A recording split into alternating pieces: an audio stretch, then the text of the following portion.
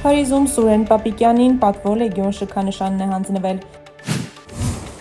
Միրզոյանը եւ Արաքչին մտքեր են փոխանակել Մերձավոր Արևելքում իրավիճակի հանգուցալուծման հասնելու հնարավորությունների շուրջ։ Պեզեշքյանն ու Շարիֆը քննարկել են տարածաշրջանում խաղաղությանն ուղղված դիվանագիտական ջանքերը։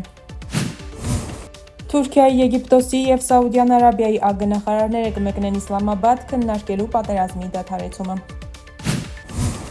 Մերձավոր Արևելքում շարունակվում են ռազմական գործողությունները։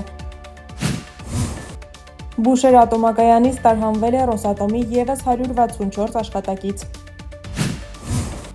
Ուկրաինայի վրա ճնշումը չի հանգեցնի պատերազմի արագավարտին Զելենսկի։ Ուկրաինայի համար նախատեսված զենքը կարող է օգտագործվել Իրանի դեմ ռազմական գործողություններում, Ռուբիո։